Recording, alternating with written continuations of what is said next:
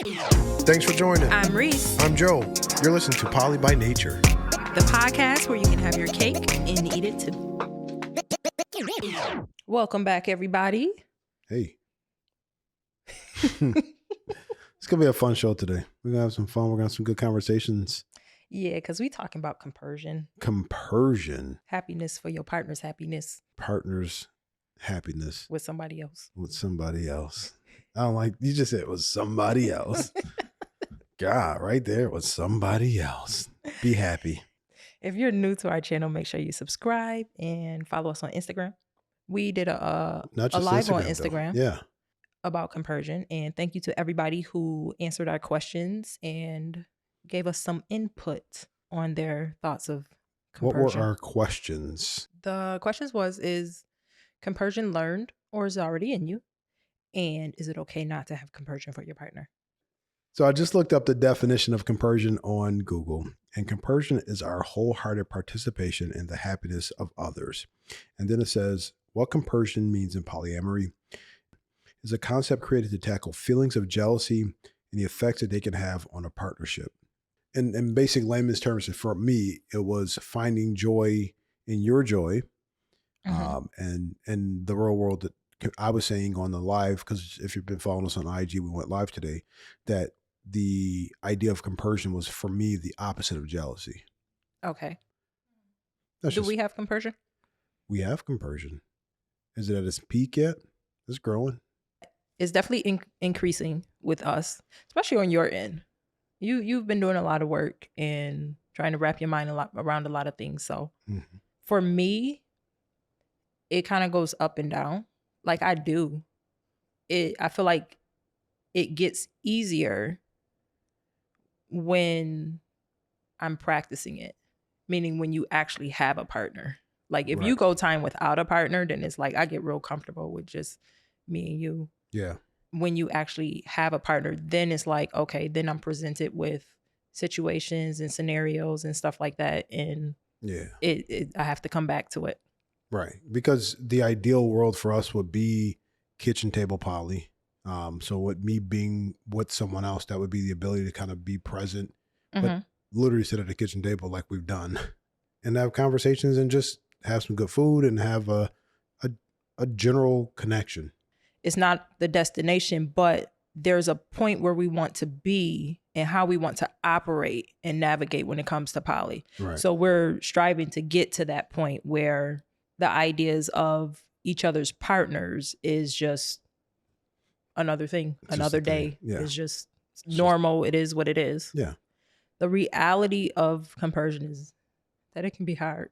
Oh, yeah. It is. Because here's the thing. If you're not born in a poly family and you're not born in a poly light of knowing what poly is, right? We weren't. We were born in a monogamous world where it was you're mine and I'm yours. Right. And so when you have that growing, that learning of what, relationships look like or feel like, compersion necessarily isn't there. Yeah. It may be there slightly, like it may be. It could be unacceptable. It could be unacceptable, but I still think there's compersion there. Like I still think on every facet of a monogamous relationship, there's a small percentage of compersion. And in the regards of not with your partner being with another partner. Okay, we talking about poly. But I'm saying there's still some compersion there. Yeah, well, of course. Yeah. You want your partner happy. I would hope so. Otherwise, you wouldn't be in a relationship with them. Right. So it's like if we haven't learned compersion from birth, we're learning it now. So we are now in the infancy or toddler years or grammar school of compersion. The end goal is to be a doctorate in compersion, right? The end goal is to be like a pro in compersion. And so we're growing through those things. We're learning new things. Like, do you feel like our compersion is at a spot that you want it to be? No, I think we still are reaching for the goal of where we want to be. It may not happen with every partner, but I just want it to be ease. Yeah. We just went live and we talked about and I was like, I don't want to, your win is your win. So I do, when I struggle with compersion, it's not because I'm not happy for you. It's just like, I don't need to really want to know what is bringing you to happiness. You know what I mean? Like, I'm kind of removed from the situation. It's easier for me to have compersion for you if I know the person. Got you. if I am somewhat familiar with the person. I don't know why that is. Like in the beginning, I'm real like I don't need to. I'm even like I don't need to know that person in the You are beginning. very much. I don't even know that person, but But I think that's because I'm like in the beginning, I'm like in a avoiding stage. right. I'm like, yeah, I don't feel like jumping into this. I don't want to start this. I don't want to be bothered with this because I know the work that goes in it. Right. So then it's like once it gets started and that person, I see him one time, see him two times, we kind of hang out. Okay, I know who this person is. All right, I'm cool. That's so and so. Do what you do. Right. Yeah. And I think that because you have such that pullback in the beginning, I have to then lead into a situation, which we did recently, where I was just like, all right, this is what's going on. Somebody's coming over to sit at the kitchen table literally with us and have some breakfast here and eat, because I needed to get that process almost started. I needed you to trust me to say, okay, I'm starting a process here. You need to kind of let me do this so you can get yourself comfortable, so I can get comfortable, so she can get comfortable, so everybody can just at least get past that first initial meet and greet. Yeah. Respectfully. Like, I don't expect you to be like, I'm so joyful that you have a partner and I'm just meeting for the first time. I expect you just to be like, I trust him and I know that he's going to lead me correctly. He's going to make sure that I'm safe. He's going to make sure that she's safe, because you always want to make sure that I'm, doing protecting as is. But, those things have to happen for us to get to a better spot. Then date 2, 3, 4, 5, 6, 7, hell, 6 months from now. And then it's like, oh, okay. Yeah. This is easy. I mean, we have those connections where I have friends that and you're like, oh, this is easy. Like, it's just normal. Come on over. If you said, hey, I'm going to hang out with so, I'm happy for you. Great. Right. Go have a ball. Right. Because it's like, I don't know. I know that person versus somebody new where it's like, who is this person? Right. Like, what's their intentions? Yeah, their intentions. But then you also, I talk with my hands a lot. You also talk about people in a way to where I be like, yeah, I don't care. I don't want to know that person. Or because you hype people up. Well, because it's new relationship energy and it's exciting and it's what I crave and thrive on. So when there's new relationship energy, I see past a lot of things and I'm just like, look at the greatness in people right here, right? And you convey that and I just be like, yeah, whatever. Right. And that's when I'm just like, yeah, I don't want to meet this person. You keep that person. I set the bar too high on them. Like, I'm like, this person can jump over a building in one tall leap and dodge a bullet, and the whole time they're like, we ain't Superwoman. But meeting someone helps with compersion for me and being familiar with that person. Yeah. Because after that, I don't know. Like, I don't think about it much. I don't worry about it. It's just new situations, I guess. When it comes to me and relationships that I develop, do you think that having a don't ask, don't tell type of mentality to you helps with compersion? You mean me saying I don't want to know anything? Yeah. It helps me. Mm-hmm. I don't know if it helps with compersion as much as it just helps me understand where I'm at in my journey. Mm-hmm. It's not that I'm saying like, don't tell me anything, or, I'm not going to ask you something. It's just that, like, I know what I can handle and I know where I'm at in my journey, and I know where I'm not at. And so I can handle a lot of things. It's not that I'm like naive or not trying to think about things or understand things and respect your journey. It's just that I'm like, okay, I don't need to have this like graphicness in my head, right? Because, I was watching this therapist online the other day, and she's like, when you take those dark thoughts and dark moments of your partner doing something so extreme with someone else, stop it immediately, nip it in the bud, because it doesn't matter. 2, they're not out to hurt you. 3, you're never going to find joy in those dark thoughts, right? So my don't ask, don't tell is more of I just don't want to overthink things, especially in that level. Yeah. I just want to say, hey, you going out? Have a good night. Talk to you later. What I do is I focus on the overall picture, not any specific things. Like if you're going out and you're hanging out, or you have a partner and you're very happy with that partner, that's what I'm happy for. You're happy. You have someone. I'm not happy for this. I'm not thinking about the specifics. Like, oh, you're specifically going over this person's house this time of night and Right. hanging out, and you guys are doing this, like, you can't get into the thoughts of the specifics, because one, your specifics are probably wrong Right. and imagined and exaggerated. Extremely. So it's just the overall. When you go out, I'm like, okay, he's out, he's enjoying himself, he's with someone that he cares about. Right. I'm good, he's good. Right. It's the overall that I think about. Do you think the fact that you actually got a chance to meet some of those people in the beginning, and when I say, okay, I'm going out, that it makes it a little bit easier? Like you're able to but like place me with the person that you've met. You're like, okay, this is easier. Yeah. See, in a don't ask, don't tell situation, it's a lot harder because the Because imagination you is think like, I'm dating Superman. well, I have no clue. Like I have no clue. So it's like in my mind, I'm like, I don't want to know who, but at the same point, I'm like, well, who? And so there's that constant battle. But I think for me, it's just like, I don't want to know. I don't need to know. The less I know, the better off I am. But if the imagination starts to take off a little bit, I can go, wait a minute. You can't say that this guy looks better to you, is taller, as all these good things. I would never say those things. No, but I can't say those things to myself either, because I'm like, I don't even know who it is. In my world, it's somebody that I don't even care. Like I don't even know. And not in a bad way. I don't know. So I can't let the imagination take me anywhere. Starting this journey, it felt like compersion meant successful polyamory. Really? That's what I was thinking. That the goal is compersion, even though it is, but the goal, if you want to be successful and have a successful polyamorous relationship, you have to figure out how to have compersion for your partner. Yeah. I've seen some instances where people are like in poly relationships and they're like, oh yeah, my wife is out with her boyfriend, or my husband's out with his 2 girlfriends, and this is exciting. When he gets home, we're gonna have a great conversation. I'm like, man, that's a journey. And I'm like, how fast am I supposed to get there? Like I didn't know in the journey. I'm like, there's a bit of guilt in there where you're like, man, I'm not at 100% of compersion, right? Like I felt the guilt in the beginning of my poly journey, because I was like, shoot, I got to get faster with the learning of how do I become okay with everything that she does. And I used to think that because you weren't, that it was a bad thing instead of just how it is. Right. Like I used to think, okay, this is negative, this is bad, this isn't right.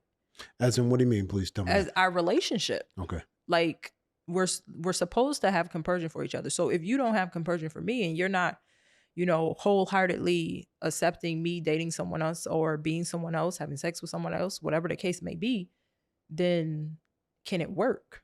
That's tough, because you want to have this ideal placement of where your compersion should be at all times, but it fluctuates.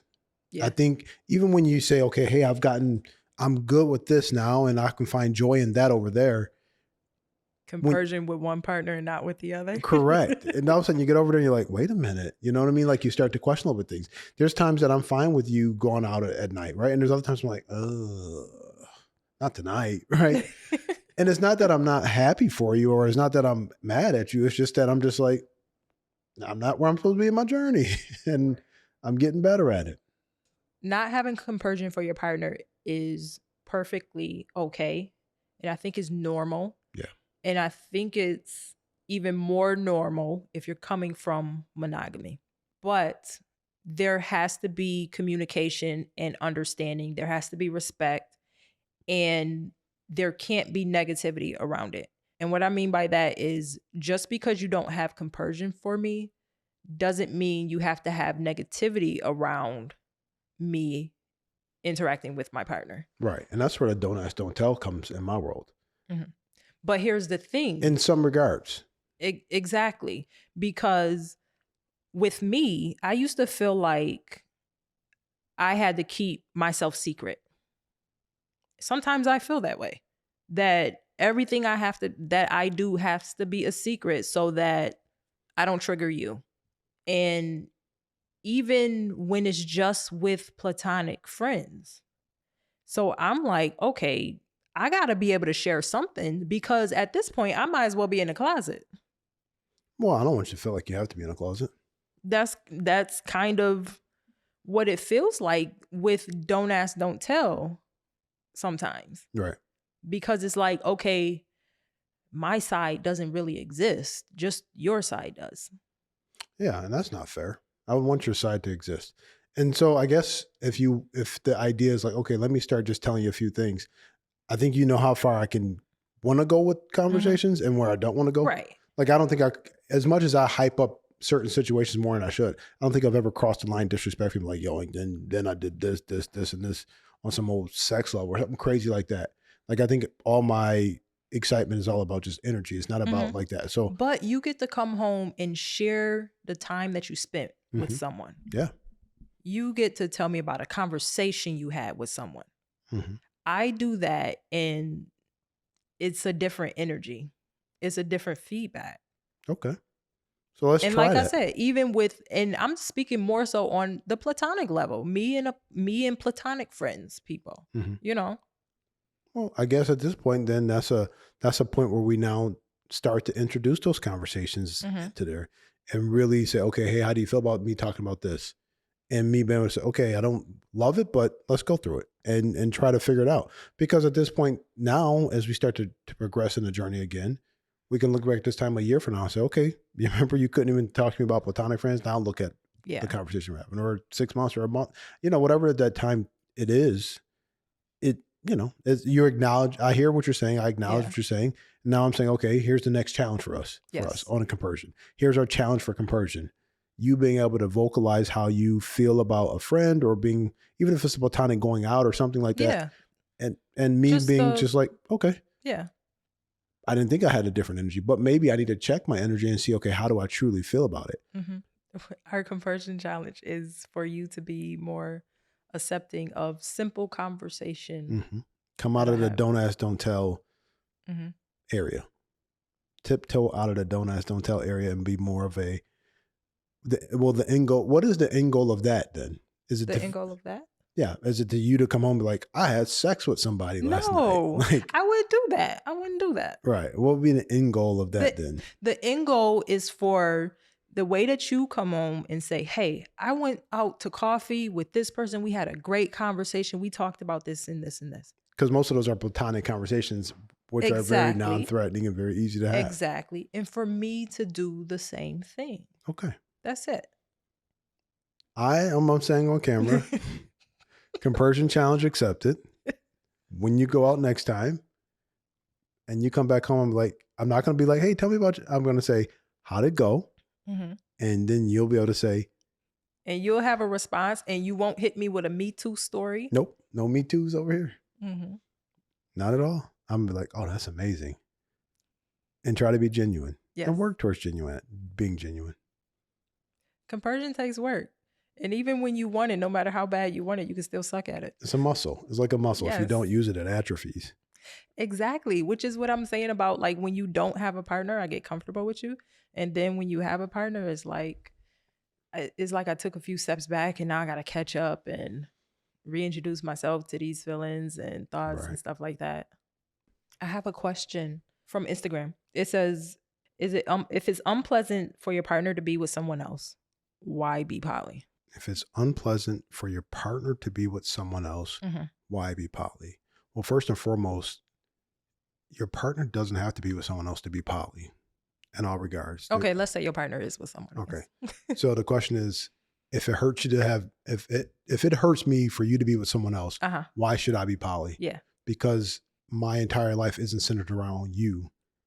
It's centered around me, my happiness first, and then the compersion and the connection with you. So I'm not poly because, okay, let me start over. I'm poly because I need to be poly. And I'm poly because of what it brings me and the joy and the happiness that it brings me. You being poly is because what it brings you and the joy and happiness that it brings you. Us being together just connects us in a different way. But it's not that I don't have that.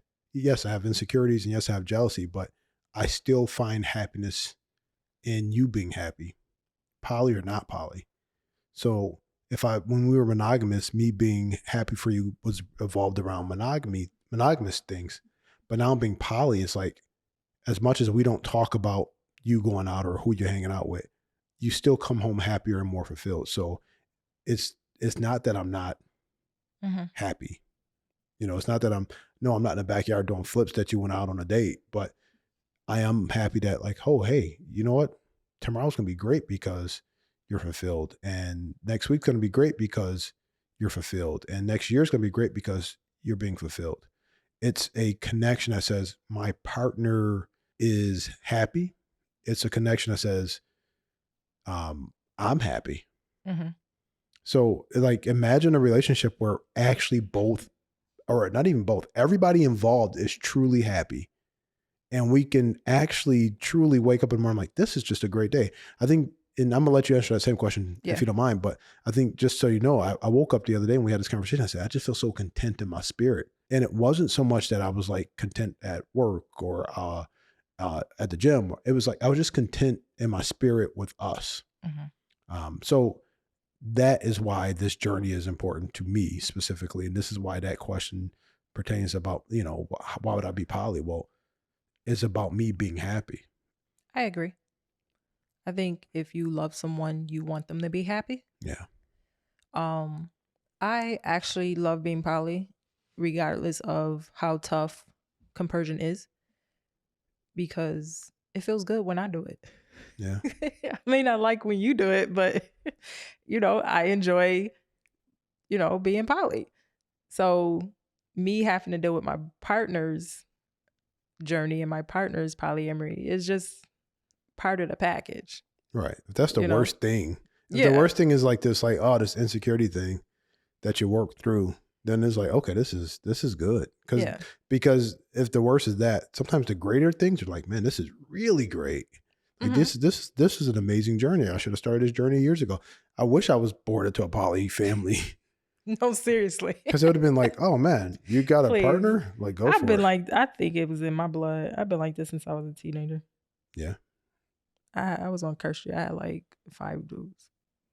Yeah, 5 boyfriends back in the day. I was just saying, not that I'm doing a Me Too situation, but like, I think that's why we connected, because we just had such a similar, like, yeah, like even in our beginning stages of things, I was just like, so I don't know what we are. And it wasn't like I wasn't trying to claim anything like that. I think it was just, I didn't know how to tell you. Yeah. I like being poly regardless of the toughness and the journey and the work that needs to be done, because it feels good. Yeah. When you can be free and be yourself, it feels good and it feels genuine. It feels like you're being your true self. Yeah. So if you have to do work behind that, then you have to do work behind that.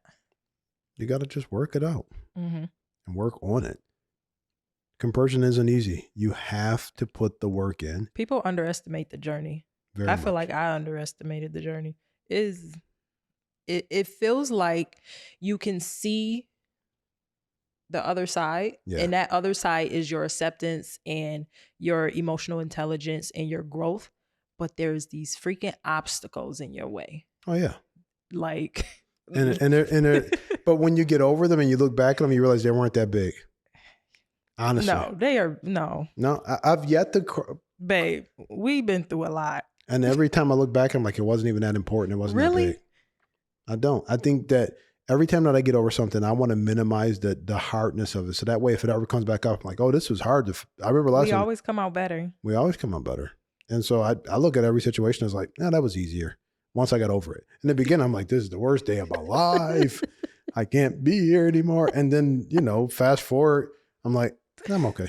You okay? Then I'll be like, no, I'm fine. And then eventually I'm like, I'm actually really good.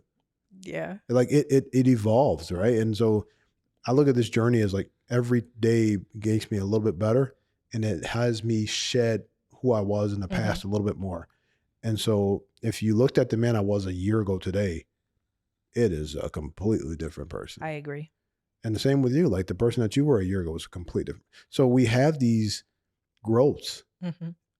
And we may look at ourselves right now and say, man, we are not where we want to be, but we ain't what we used to be. Right. Because the people that we used to be would be like, yo, could you imagine where we are right here? You know what? I be thinking about that. I'm like, can you imagine us in 2 years? I keep saying 2 or 3 years. Like it's the excitement of what that actually looks like, because I know what 2 or 3 years looked like ago. Right. And I know what 2 or 3 years down currently to this day looks like. So I'm excited about what the journey looks like in, year 6 or year 7 or year 8 of poly journeys, and where we're talking at and where we're listening to and the things that we're learned so far and learning. But that's why I said when I look back at our obstacles, I'm like, oh, they were small, because I'm preparing myself for everything that comes. But it's like I've also learned so much that I'm like, you know what? The things that I used to make a big deal about, I've learned so much. And then guess what? They ain't that really a big of a deal. So to close it out, compersion is not mandatory. No. It is something that may be in you. And it is something that you also learn and nurture in yourself. So it's not easy, but it's definitely possible. It might be easy for some. Yeah. But I think that if it does not come natural to you, it's okay.